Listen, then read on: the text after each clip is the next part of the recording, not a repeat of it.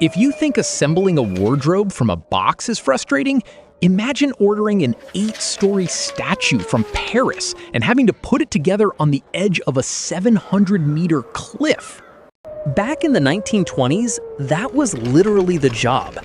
With no modern cranes, no instruction manual, and just a tiny mountain train hauling the parts up, they actually pulled it off. How did they turn this giant puzzle into a world wonder? Let's dive into the details. To understand how this wild project even started, we have to rewind to the early 1920s. Brazil was rapidly approaching a massive milestone, the 100th anniversary of its independence from Portugal. The nation wanted something truly spectacular to show the world, a giant symbol of pride that would put Rio de Janeiro right on the global map forever. Rio de Janeiro was the bustling capital at the time, and local leaders felt an ordinary statue in a park just wouldn't cut it. The Catholic Church, along with influential cultural figures, wanted a colossal monument that would rise above the entire city.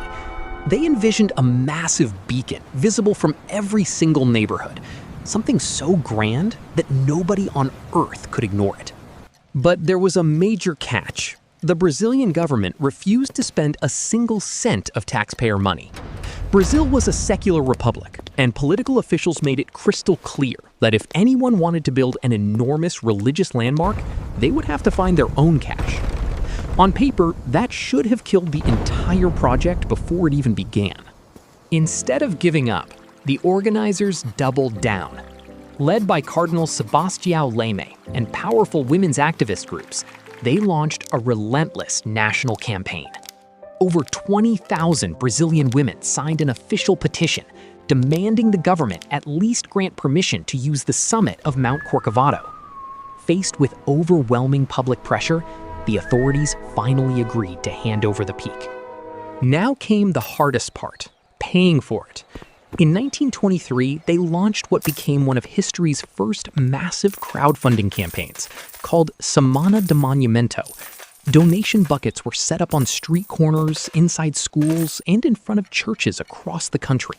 Rich tycoons wrote huge checks, while struggling families gladly tossed in their spare change to make history happen.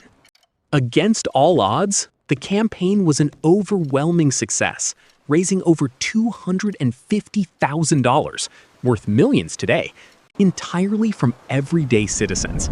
It was officially the People's Monument, with zero state funding. The money was locked in, the permit was signed, but now the team faced a terrifying reality. How do you actually build a mega monument on top of an inaccessible cliff? To answer that question, Brazil first had to figure out what this monument would even look like. They launched a nationwide design competition, inviting the country's top architects and engineers to pitch their boldest concepts. But designing for Mount Corcovado was unlike anything else. Whatever they built had to withstand relentless lightning, hurricane-force winds, and a sheer 700-meter vertical drop. The winning bid came from Heitor da Silva Costa, a brilliant Brazilian civil engineer with a massive vision. Costa wanted a colossal figure that would dominate the skyline, day and night. However, his initial blueprint looked nothing like the masterpiece we know today. It featured a statue holding a large, heavy cross in one hand and a giant celestial globe in the other. The moment those early sketches were published in local newspapers, the people of Rio immediately started roasting it. The giant globe looked so much like a soccer ball that locals mockingly nicknamed the project Cristo da Bola, or Christ with the Ball. Instead of inspiring national pride, the sacred monument was quickly turning into a citywide comedy sketch. Realizing he had a public relations disaster on his hands, Costa went straight back to the drawing board and teamed up with Brazilian artist Carlos Oswald. Together, they made a genius pivot. They threw out the globe, scrapped the handheld cross, and decided that the statue's body itself should form the cross. Jesus would stand with arms stretched wide open, embracing the entire city below. This new Art Deco silhouette was sleek, modern, and instantly powerful. From miles away across the ocean, the outstretched arms formed a clean, recognizable cross against the horizon. while up close, it felt like an eternal gesture of peace and protection. The public fell in love with it. The critics were silenced, and the new design was officially approved. But turning a flat 2D sketch into a real 30-meter concrete giant created a massive engineering dilemma. Having two concrete arms stretched 28 meters wide meant creating a giant sail that would catch every violent gust coming off the Atlantic. Skeptics warned that the first storm would snap the arms like twigs. Costa needed a structural miracle, and he had to travel all the way to Europe to find it. In the mid-1920s, Costa arrived in Paris, searching for the world's top minds in sculpture and structural design. He quickly partnered with renowned French-Polish sculptor Paul Landowski to give the figure its artistic elegance, while recruiting brilliant structural engineer Art Deco to tackle the terrifying physics of wind load and balance on a razor-thin peak. Deco solved the structural crisis with a bold choice: reinforced concrete. Instead of solid stone or rust-prone steel, the statue would be engineered as a hollow, 8-story concrete fortress. Massive internal cantilever beams were designed for the shoulders, locking the 28-meter arms in place and transferring violent ocean gusts straight down into the mountain bedrock. Inside his Parisian studio, Landowski spent months sculpting the statue's most delicate features: the serene face and the enormous hands. Teaming up with Romanian artist George Leonida to carve the facial expressions, they built full-scale plaster molds. The head alone measured nearly 4 meters tall, while each hand weighed an astonishing 8 tons. Obviously, shipping an 8-story monument in one piece was impossible. Landowski carefully sliced the plaster head into 50 individual sections and divided the hands into numbered pieces. Packed into sturdy wooden crates, this massive 3-dimensional jigsaw puzzle was loaded onto transatlantic cargo ships, sailing thousands of miles across the Atlantic Ocean toward Rio de Janeiro. When the crates reached the harbor, the real logistical nightmare began: getting everything up to the clouds. There were no highways through the dense rainforest, no heavy cranes, and no modern trucks. The only lifeline connecting the city to the 700-meter summit was a tiny, single-track steam cog railway built in 1884. That little mountain train became the hero of the entire project. For months, it crawled up the steep jungle tracks, hauling delicate plaster molds, tons of steel rebar, endless bags of cement, and every drop of mixing water. On a narrow ledge over the abyss, workers finally unpacked the crates, ready to attempt history's most dangerous assembly. As the internal frame began taking shape, Costa ran into a major material crisis. Leaving the statue in raw concrete was a death sentence in Rio's climate. Scorching tropical sun, followed by violent, salty ocean downpours, would quickly cause the concrete to expand, crack, and let moisture rust the steel inside. It needed an indestructible outer skin. The breakthrough came from an ancient local stone called pedra sabal, or soapstone, sourced from Minas Gerais. Costa realized this mineral had miraculous properties. It was soft enough to cut easily, completely waterproof, highly resistant to extreme temperatures, and expanded at the exact same rate as concrete, meaning it would never crack under the scorching sun. The plan was to coat the entire monument in over 6 million tiny triangular soapstone tiles, each about the size of a coin. But imagine trying to glue 6 million individual tiles by hand while balancing on a wooden scaffold in hurricane-force winds. It would have taken decades, and loose stones would constantly blow straight into the jungle below.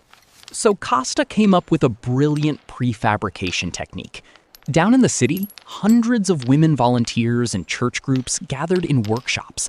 They meticulously glued the tiny tiles onto long strips of mesh fabric and linen cloth, creating flexible mosaic sheets, essentially turning millions of loose stones into ready-to-install rolls of stone wallpaper. While gluing these tiles onto the fabric, the women did something deeply personal. they began secretly writing the names of their husbands, children, and heartfelt prayers directly onto the backs of the stones. Beneath its protective armor, Christ the Redeemer is literally wrapped in millions of hidden human messages that no visitor will ever see. These finished mosaic sheets were rolled up, packed onto the mountain train, and hauled up to the summit. Workers simply applied wet mortar to the concrete body and pressed the flexible stone sheets directly into place, only hand placing individual tiles on intricate curves like the lips and fingers. A logistical nightmare was solved with sheer community teamwork. With all the materials and pre-assembled parts arriving at the peak, the workers had to face the most terrifying job site on the planet. To reach the upper torso, head, and outstretched arms, they built a dizzying web of wooden scaffolding that wrapped around the growing concrete core, hanging precariously over a vertical 700-meter drop. Working up there was an everyday test of nerves. There were no modern safety harnesses, fall nets, or hard hats. Men balanced on thin wooden planks in howling winds that swept straight off the Atlantic Ocean. If a worker accidentally dropped a hammer or a bucket, it plummeted thousands of feet into the dense rainforest canopy below. Because there was virtually no flat ground on the razor-sharp granite peak, concrete couldn't be mixed on the ground. Every single batch had to be prepared by hand, directly on those swaying wooden platforms. Workers hauled sand, water, and cement up the rail, pouring the reinforced concrete layer by layer as the hollow frame slowly climbed into the sky. When it came time to mount the head and hands shipped from Paris, the precision required was unbelievable. Workers used simple hand pulleys and wooden cranes to hoist the 50 individual plaster mold sections into place. Once aligned, they poured fresh concrete directly inside, permanently locking the French sculpted pieces into the statue's reinforced spine. For 5 long years, between 1926 and 1931, this high-altitude construction continued through blistering summer heat and violent mountain squalls. As the concrete cured, teams worked outward, applying the millions of pre-glued soapstone tile sheets, gradually transforming the rough gray monolith into a gleaming, seamless white silhouette overlooking the entire bay. Yet, despite the extreme heights, rickety wooden scaffolding, and complete lack of modern safety gear, something truly miraculous happened. Not a single worker died during the entire 5-year project. In an era where major skyscraper constructions routinely cost dozens of lives, Christ the Redeemer was raised without losing a single human soul. By October 1931, after 5 grueling years of construction, the wait was finally over. On October 12th, tens of thousands of citizens packed the streets of Rio to witness the official inauguration. Organizers had planned a high-tech global spectacle. Guglielmo Marconi, the inventor of radio, was set to turn on the statue's floodlights remotely from a yacht in Italy via radio waves. But just as the countdown began, stormy weather over the Atlantic jammed the radio signal. Unfazed by the technical glitch, operators stationed on the summit simply flipped the switch by hand. Instantly, blinding light illuminated the 30-meter concrete titan, casting a brilliant white cross across the dark skyline of Rio as the entire city erupted in thunderous applause. Lighting up the monument was a triumph, but surviving the elements was an ongoing battle. Perched on a 700-meter conductive granite mountain, the statue quickly became a prime target for violent tropical thunderstorms. Every single year, the giant takes an average of 4 to 6 direct lightning strikes, absorbing millions of volts without collapsing. To protect the structure, engineers discreetly embedded lightning arresters along the crown of the head and fingertips, routing raw electrical charges through internal cables straight into the mountain's bedrock. Whenever lightning chips a finger or damages a tile, brave rope-access climbers scale the exterior hundreds of feet in the air, replacing damaged soapstone tiles by hand. Decades passed, and the statue evolved from a local symbol into a global icon.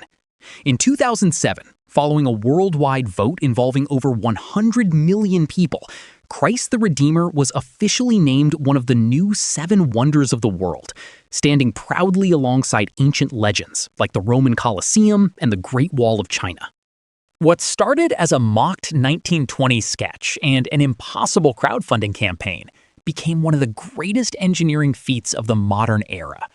Designed in Paris, funded by everyday people, and assembled on a razor-sharp cliff without losing a single life, Rio's concrete giant still stands untouchable above the clouds, a timeless testament to human ambition.